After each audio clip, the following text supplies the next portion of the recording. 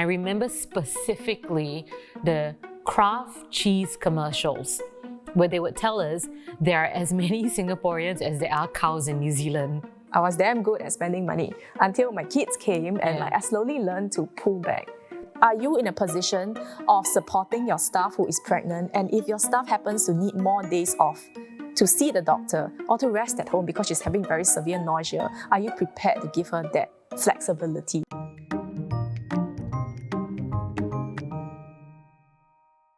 Hi, I'm Estelle. I'm Jill. And we are the hosts of Two Tired Moms. And today, what are we here to talk about? Oh See my our colours. very patriotic Singapore colours, because we're talking about the declining birth rates. So now, as of today, the recording, we stand at what? How many? 0.97 for the year of 2023. Oh, That is a historic low. yes. Not for me. I gave birth in 2023, so I've done my part for Singapore. Put more money in my CDC voucher, can also. But yes, that is extremely low. So what exactly does that mean? That means we're not even producing one person. We're not even producing enough to replace ourselves. I'm a 90s baby, and I remember specifically the Kraft cheese commercials where they would tell us there are as many Singaporeans as there are cows in New Zealand. That sounds very familiar. Right? Yeah. It's a landscape picture of like blue sky, green grass, and cows. And then they'll say something, the Singaporeans are the number of cows there are in New Zealand. And then they'll cut to like one glass of milk pouring, and then they'll like pour into a Kraft cheese. No more of such things because we're not even doing enough Correct. to replace ourselves. So now there are more cows in New Zealand than there are Singaporeans, basically. Okay, so that is kind of worrying for the future, right? Because aging population, obviously we're not producing enough and we're not going to get help that we need in our aging years, our silver years, to retire and live life the way we want. And I think the number one comment is, but it's so expensive, you know, just living expenses are already going up and up and up. So how can we afford to bring another life into the world? Yes. What do we feel about this? You've had your, do you want any more? I also have 2 kids, so I think I'm already like above the national average. You've done your part? Yeah, I have done enough to replace myself and my husband. Yes. We are open to a 3rd kid. If it comes, it comes. But otherwise, not actively looking to have one. I think it's also very much dependent on the lifestyle that you want to lead. And I think younger Singaporeans prioritize themselves, which there's nothing wrong with that. Like, you know, good on you. They like to travel and they like the finer things in life. Finer things meaning they don't mind paying $7 for coffee, which is like just $8 now. Yeah, with the GST, like stop it. 9% life, yo. Yeah, so just for my personal way of living, I like 3-in-1 coffee. I prefer 3-in-1 coffee to artisanal coffee. And I don't mind like buying Tiger beer from 7-Eleven. I don't eat cocktails, which I think is... I have so many bartender friends, love them, peace be with y'all, but like $25 for a drink? That's a meal. That's a whole meal. To be honest, I think that's something that kind of is out of your range once you have kids. You think harder about how you spend. But the thing is, that's not even in my daily lifestyle. Like, even without kids, I would not gravitate to paying that much for something. I do not feel personally that I'm losing out in life. Especially with the younger generation, it may be a case of keeping up with the Robinsons, right? Like, oh, so-and-so has this, and they're always going to this restaurant and that restaurant. But I never felt the need to do that. So personally, for myself, I'm okay. Right. I don't feel like I'm compromising on my lifestyle by having a child. Did you feel like having a child meant, oh, I cannot travel so much, meant that I have to cut luxuries out? For sure. Oh, really? I think it's good that you already had this kind of like frugal spending mindset before you had kids. Cheapskate. Then I guess the adjustment it's a bit more seamless that way. But for me, I was living almost paycheck to paycheck before I had no. I was like never big on savings. My parents were like thinking, oh, she's the problem child because she's not saving, and like every week she's like bringing new stuff back, buying new clothes, new whatever, and I was damn good at spending money until my kids came and like I slowly learned to pull back my expenditure and reassess what is a need versus what is a want. I think it took me so many years to figure that out. So that's my husband. My husband was paycheck to paycheck. Even no matter how little he earned, it would not last a month. No matter how much he earned, it would not last a month. Even as a kid, I would want to take on jobs like side hustles just to buy the things I wanted. So it's never about saving, it was about earning money to spend. So you see, this is where cable comes in. I had cable growing up, so I would watch MTV, and I would watch Star World, and Oprah was on Star World. And I would remember coming back from school, 1:30 was when Oprah Winfrey would come on, and she always talked about saving. So she's like, you have to save at least 10% of your income. But on top of that, you have to have cash income. So there's lucrative assets and cash rich. So you have to be cash rich, which I feel is a problem of my generation, right? Our generation is cash rich. But now with the younger generation, is making your money work for you. There's no point being cash rich. There's no point saving. Because if you earn X amount, you're only going to ever be able to save X amount. Okay. So you have all these influencers who have side hustles. Passive income is now becoming a big thing. So I think that also adds to the fact that I don't need a child. I don't need a child to grow up and take care of me because I have my main job, I have my side hustle, plus I have passive income. So I think one of the things I wanted to share would be how my financial lifestyle changed after having kids. Yeah, right? okay. So I started cutting back on things for myself because naturally I needed money to buy diapers, milk powder, and what have you. And slowly realizing that some things were unnecessary in my life. Like what? What was the first thing you were like, oh, actually, I don't need so much of that? I don't need to hang out with my friends so often and eat out. That was the first thing you cut off social life? For me, it's like, I don't need that many clothes. Conveniently, I didn't get to meet them so often after I became a mom. Fair. Because I had more duties, right? Yeah. So I saved money that way lah. And I will spend more intentionally. Yeah, so saving money on like just buying random stuff. Of course, I also tend to shop a lot less for myself these days because I'd rather shop for my kids. It's fun, right? And it's easier to justify when you're spending on your kids. Yes. So those were the things, and also learning to cut back on enrichment classes, knowing what was really useful for them versus what is just good for my ego, right? So there are different ways to organize your expenditure that doesn't make it expensive to be a parent. So honestly, when people tell me that it's expensive to raise a child in Singapore, I really, really judge them in a way because I feel like it's just a matter of how you spend, how you choose to live your life. I don't think that argument, it's too expensive to raise a child in Singapore, holds water, really, because it's all about your personal choices. Like, you don't have to send your kid to a branded preschool.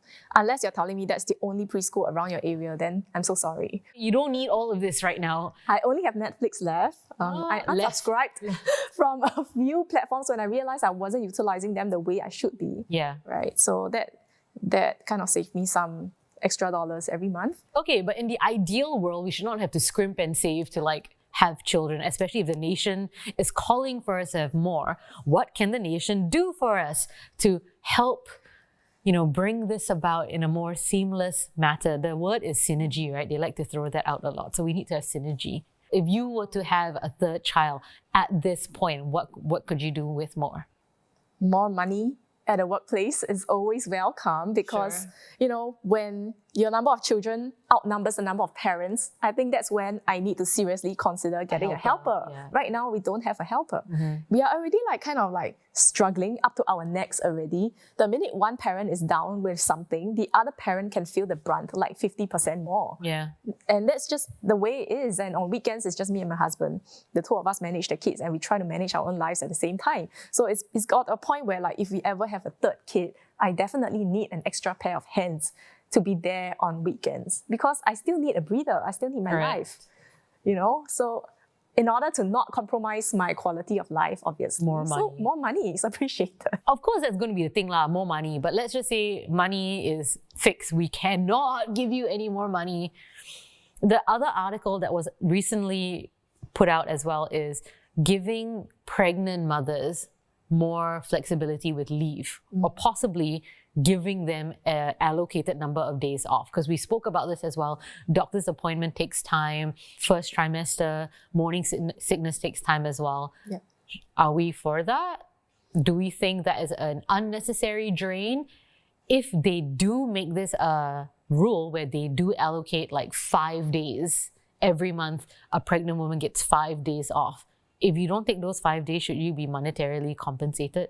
I personally think that such policies should be left quite flexible for every individual company and even right down to the department, because it all depends on your work needs. Yeah. Do you have enough people on the team to support you, to cover your work? How urgent is your work? What nature of industry are you in? So there are many, many layers to consider, and it would be unfair to simply impose such policies like blanket policies onto organizations, especially the small like startups where they don't have that much manpower to start with. So I think definitely boils down to the individual boss, the employer. Everyone needs to be aware. So it's about like, are you in a position of supporting your staff who is pregnant? And if your staff happens to need more days off to see the doctor or to rest at home because she's having very severe nausea, are you prepared to give her that flexibility? And at work, do you have systems in place such that you can have other employees jump in to take over the work that's urgent? Agreed. That was so well said.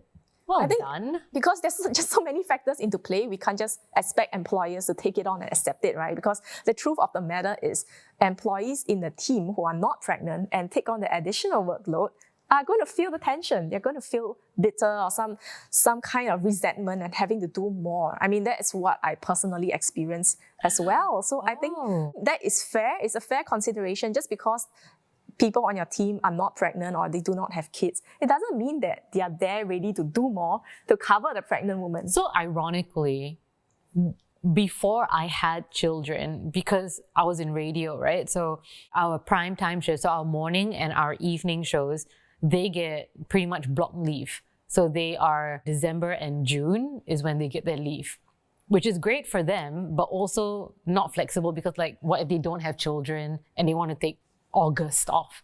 You can't really take leave during a primetime slot, right?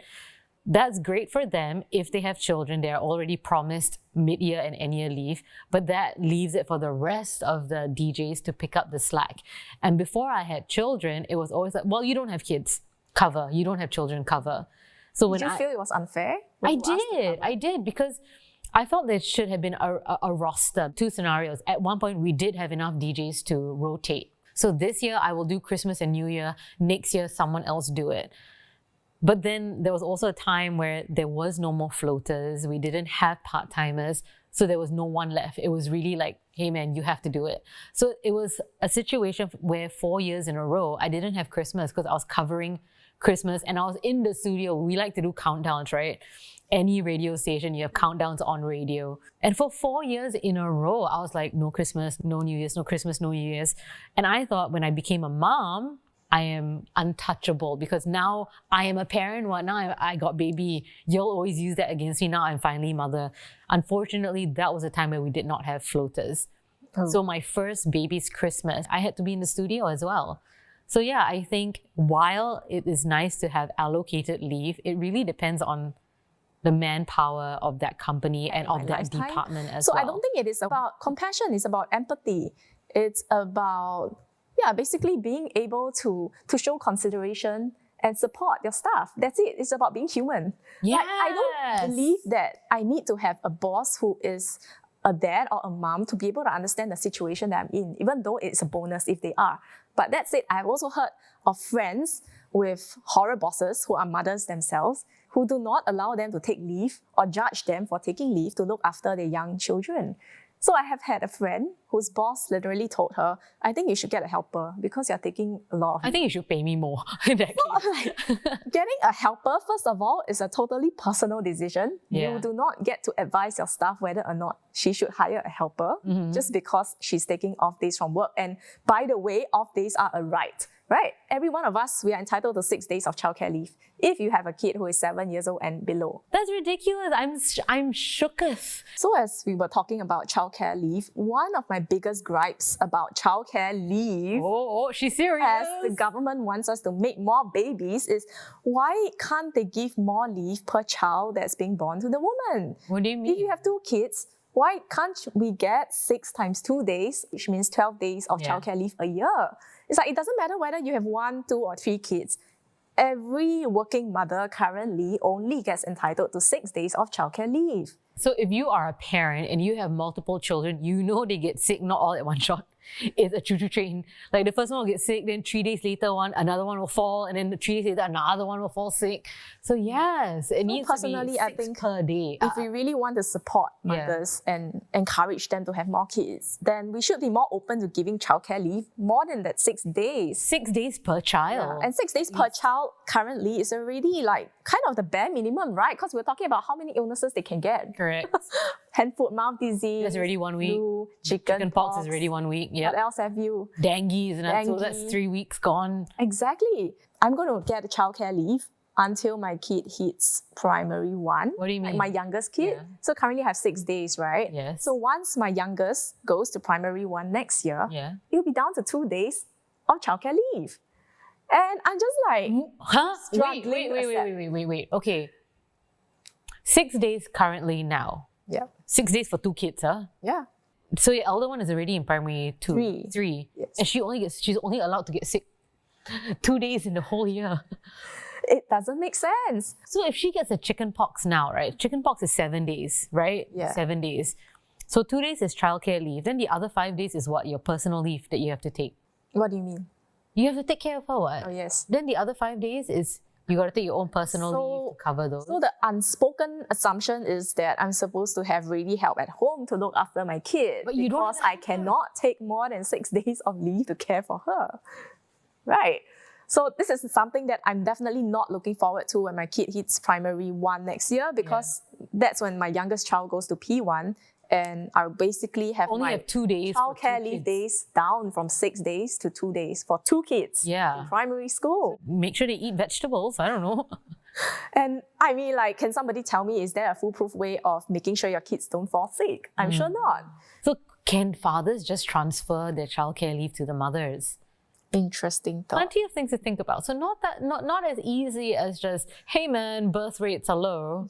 One other thing to talk about is, why then are we seeing that miserable birth rate of 0.97 in 2023 when the government has obviously pumped in so much money to incentivize parents, incentivize people to have kids? What's going on? Yeah, as someone who had a COVID baby, I do think our government did a really ace job with easing the process, giving so much care packages.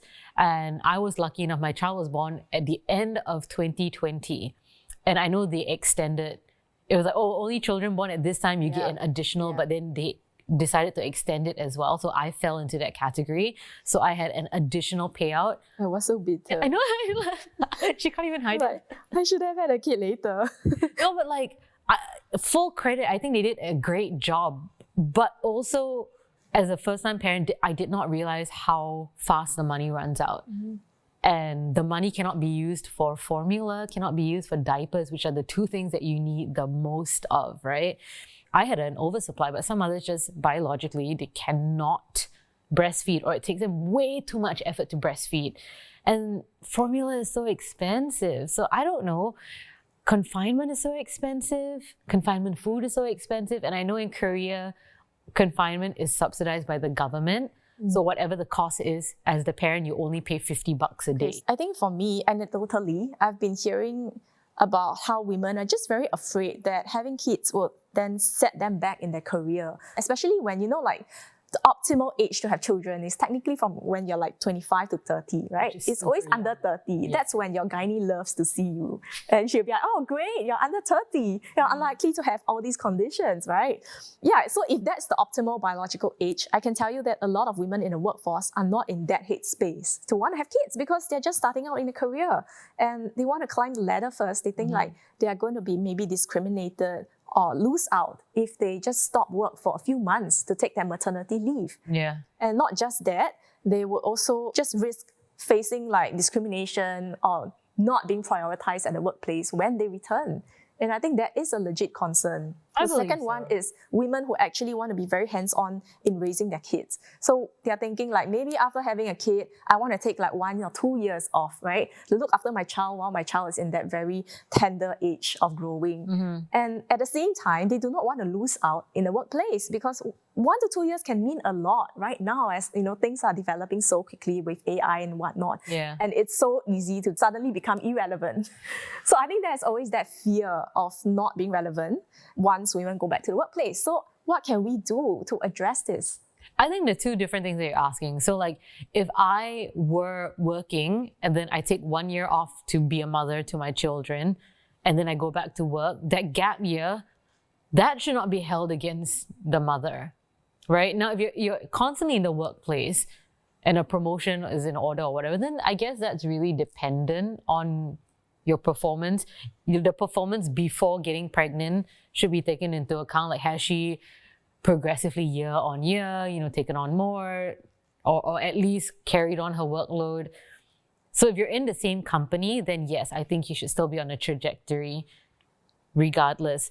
But if you have decided to leave the company to take a year off and then join a different company, I also feel that gap should not be held against you, because it's not like you were doing nothing. You were raising a human being for the nation. So for sure, I think people who have taken a gap year need to be able to recognize that what they are doing at home is equally valid compared to at a workplace. Like, who says you do not need project management skills at home? Looking after a baby, I think that's even more crucial, right? Yep. And I think as moms, we know the importance of time management a lot better. Like after you became a mom. Multitasking and time management, definitely. Yeah, so I think these are skills that women should maybe play up in their CV. Actually, even like managing emotions. If you're handling a primary 3 versus a toddler, we should all get promoted. Yeah. Like once we come back from maternity leave, immediately you are a manager or a sergeant in the army term, right? Like, why not? I've already done this all at home. Yeah, so I think that's also the onus for moms to prove that they have the skills that are required of that job. So, okay, to wrap things up, I think what we are saying is we need help from the government, more so, even though they've done, in my opinion, a good job. We need more leave, childcare, sick leave. It should not be a blanket. It should be per child. If you have 2 children, if you have 4 children, it should be 12 days per and I mean, that doesn't mean that the parents have to feel compelled to use them all up, right? But it's good to have that amount of leave there, because that is signaling to the parent that, hey, it's important. We recognize that you have this number of kids. And it will be a chain reaction. One will get sick, likely the second one will get sick as well, especially if you're staying in a small HDB where children must share rooms. It's going to happen. So that's number one. We need more childcare leave. And then we need flexibility with working arrangements. If I choose to take a year off to raise my child, this in a way needs to also be presented as, we recognize you're doing a service. It is not like you've taken 1 year vacation. And also free transport. Okay, I'm happy. Maybe not free transport, that's a lot to ask for. No, I don't think more so. transport subsidies would be nice. If the boys can go to NS and get free driver's license, why we cannot? Okay, well said. Okay, that's all. I'm happy. And on that note, it's time to take a nap.